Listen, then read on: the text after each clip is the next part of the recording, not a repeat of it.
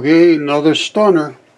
This is a no-toe, and that's the same picture as this. Notice this feature here. I'm going to show you, and notice this feature. See this color? You see that color? Now, this is a standard foot now. Way back then, it looks to me like they had a spring-loaded foot, and I believe this one is also spring-loaded right in here. And I believe that little pin right there, that central little spot, is where that pin rocks. Now, this, I have all this stuff here in my shop, but I'll show you this really quickly.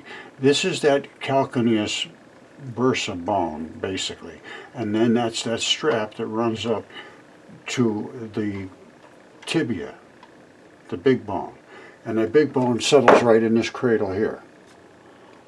Okay, you see that circle? Now, your fibula just lays right on there. It does not hardly attach at all. It has three little attachments here for ligaments that just hold it like sort of floppy around there. It's not floppy, it's tight, but it's not like a bone stuck inside of another bone, that type of thing. It's just laying on there, and they fall right off. It's just like tissues. Tish Egerton found a whole bunch of these. And remember this spot again. Remember this spot. Let me show you something, what the blood looks like in a foot. You see, blood changes things. You see that color there? That's from over in this area. See this right here, this loop? That's just right here. It's exactly what it is. And this is the same foot as this. It's a human right-hand foot. Well, I don't know, it's human-ish. This is not a shoe. This is the guy's foot. And like I say, we have a lot of these no-toes. And that's the heel and everything. That's the heel built into it. And there seems to be some kind of almost like a bolt. The ones that Tish have almost like they have wing nuts under there. And this is just all fabric that's like leather, but it's not a shoe. It's a guy's foot. And there it is right there, you see? There it is right there. That's the blood. And this over here is where the blood in the back. And that's, the black is from the vein blood. And this, I'll show you in the microscope. You should be able to see a little red. I'll put a little water on it. You should see a little red. You don't see anything here. That's where the fibula lays up, right about in this area. You might see a little tiny bit of a ligament attachment right there. Well, actually, you see that round spot? I don't know if you can, I can. That round spot is where that fibula would have sat there. A little moisture might make it come out a little better, but I can see it pretty clearly now that I'm looking at it in the correct light.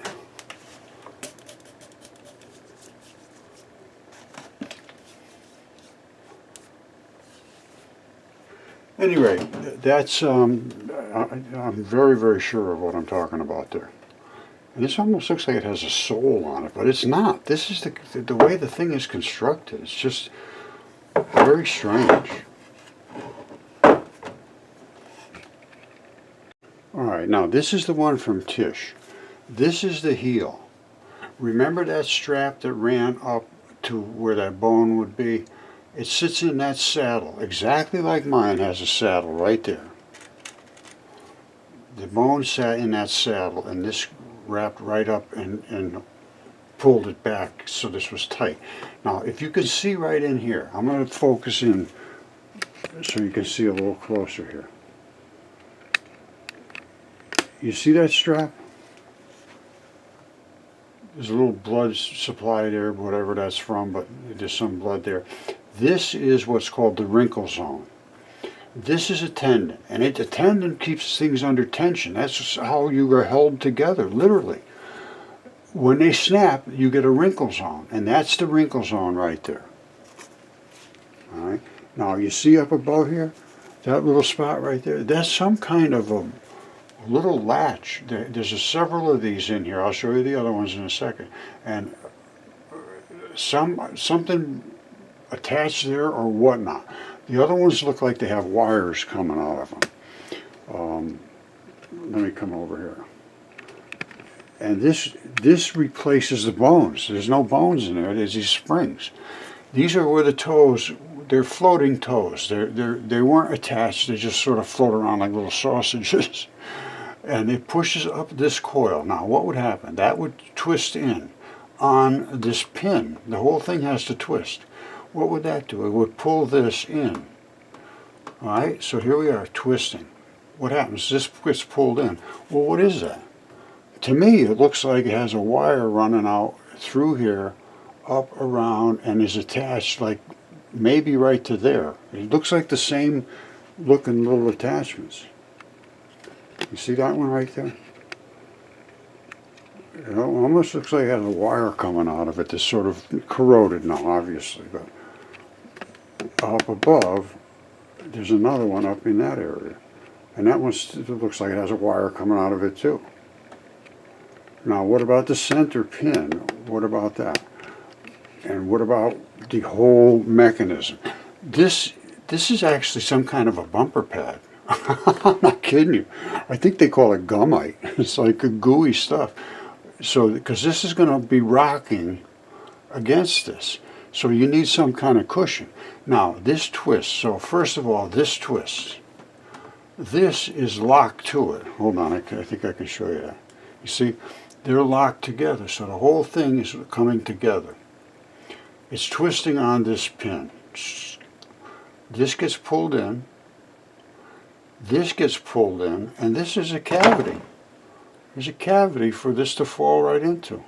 So this goes enough to where you can sort of get a spring action. And if you're really running, you wham, this goes way up, and then this one pulls in. So you have a double spring.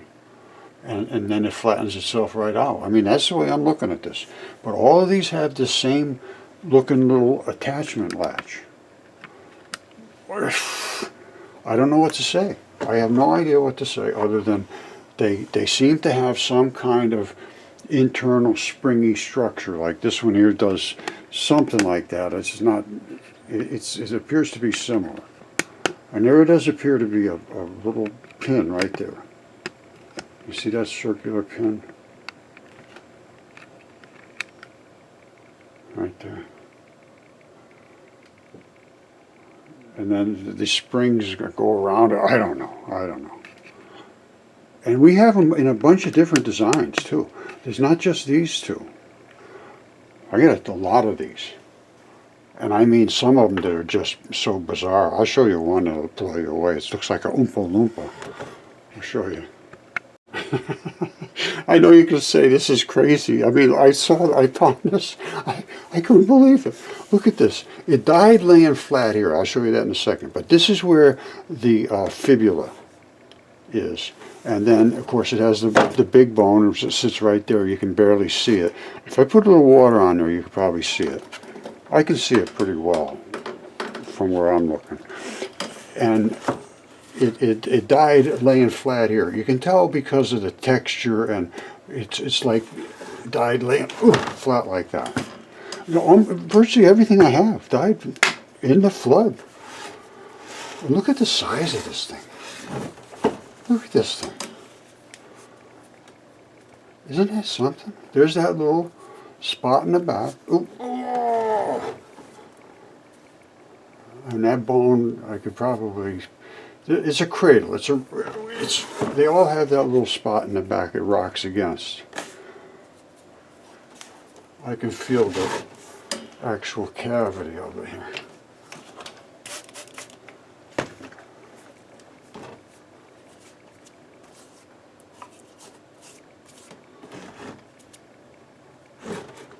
But anyway, that's another style. Obviously, that's totally different than the first one I showed you. And then I have a couple of other different ones around here that they're so bizarre. You know, can you imagine somebody walking around with that thing? It's like a clown shoe. And that's the fibula right there. This is where the main bone was, the tibia. And the fibula sits right here. Galumpa, galumpa, galumpa. Alright, this is the foot, and there is the microscope. And it's the same one I've been showing you, or will show you. And here it is up in the microscope. This is the texture of leather. And that's what you're looking at right there, is basically leather. Now I'm going to put a little moisture on there, and then we're going to take a look at it. But you see those little black balls all over the place? Those are the little interstitium balls, and there's little tiny straps in it that make leather. And I'll show you my belt. It has the same leather look to it. You'll see it. Alright, if you can't remember what it looked like, you go back and look at it. But this is my leather belt, and these are all those little interstitium balls, only these are crushed. What they do is they roll it with a really heavy roller. Now, I'm going to show you where I can prove my claims about these little straps. Here they are right here. You see this? This is where the belt loop goes through there. Every one of those balls that I showed you have one of these straps attached to them. You see them over here? When they tan it, they put some chemicals in and they roll it and all that stuff. The other ones that I was showing you, there was no rolling, no tanning. It was just the leather itself. Hold on, let's take another look at it. But remember what you're looking at here. You see it? They wouldn't be crushed like that if they hadn't been rolled and processed and tanned. You see that? That's exactly the same stuff, only the balls aren't crushed. The fibers are still there, and the balls are just sort of rounded and sticking up. And that's what we're looking at right there, is on this foot. Alright, see that? That's the Oompa Loompa right there. That's the dark area. That had the flat spot facing down. Now I'm going to put a little bit of water on there, see if we can see anything different. And that'll suck right up just like that. Look at that. You see that? Boom. This is where all those straps were. These are where all the balls are. That's leather. It's petrified now, but it's leather at one time. You see that? That's the leather on my no-toe right there. That's the no-toe. That's the one I'm showing you in the microscope right now up there. And these are all the little black balls, and it has the same straps and all that. So this is leather. This is biology. It's time to take this serious. Okay, my friends, with some more undeniable evidence. And it needs to be looked at. That's all I can say. I wish that we could get this open to the public, so that they could make their own determination. Right now, it's being suppressed, literally suppressed. All right, all the things I've shown you support the fact that a lot of this stuff has to be looked at again. This was the 8th century BC Hesiod, who was a sheep herder, goats or whatever, and he actually was instructed by the daughters of Zeus. If this is correct, those are the muses, that was only about 3,000 years ago, right about in that area. And he was writing. Now, Hesiod was the first one that wrote, and he wrote a whole ton of stuff, and he wrote it because he was instructed by the daughters of Zeus to chronicle mankind up to that point. Now you have Ovid. He was a big shot. He wrote Metamorphoses, which is a lot of Hesiod stuff, and then a lot of everybody else's stuff. All the other, what they call poets, they were historians. And they wrote history in such a way that it was a story, and they called them poets. Anyway, Ovid is the guy that really tells the story, how they could metamorphose. It was called Metamorphoses. That was his book, the name of the book, Metamorphoses. And the gods could change you into a mushroom if they wanted. They could change you into a flower. And they did. They did that kind of stuff just for fun. Ovid is just amazing, and he's got book after book after book. Same thing with Hesiod. Look, this is Ovid. This is the same stories, the same to creation, ages of mankind, flood, Deucalion, who was Noah, Pyrrha, who was his wife, Apollo, Daphne, Callisto, all of these same stories. minus the Sun, Mars, Venus. All of these things were literally creatures. I'm sorry, that just seems to be a fact. And then it comes down to here, where metamorphosis or transformation. Transformation. Unifying theme amongst the episodes of Metamorphoses. Ovid raises its significance explicitly in the opening lines. He says, I intend to speak of forms changed into new entities. And it says there is a great variety among the types of transformations, from humans into objects such as the Nile River, or constellations, or animals, from animals and ants into fungi and mushrooms and humans, and different sexes and colored pebbles. And they could change anything they want, just like that. And apparently they did, and apparently they did it for fun. That's what Ovid says in some of his writings here, that they just did it to please themselves. And this is all, look at all these books. 15 books. And his book, Metamorphoses, was just as widely circulated as the Bible. And it was of that same standing. It's an epic poem, epic work. And this was before the Bible, before the New Testament part of the Bible. Okay, so without going through the mud fossils and examining them and trying to get an understanding of what the real world was, and Typhon and all of the things that were written in Apollodorus. This is Apollodorus 1.1. They talk about the sky was the first that ruled over the world, having wetted the earth. This is in the birth of Zeus, war of the Titans, Prometheus and Deucalion, the war of the giants, and Typhon. He's the dragon in the desert. All of this stuff is written about. All of this stuff was written about. And this is all of the myths. And I say they are not myth. They are basically, as far as I can determine, I see nothing with at least re-examining them. Typhon's real.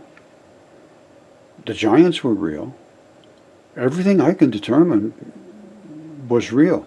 Velikovsky did the research that Venus almost hit Earth, caused the floods and all that, and that was only 3,500 years ago. And then you had Ovid writing about all of these things only 3,000 years ago.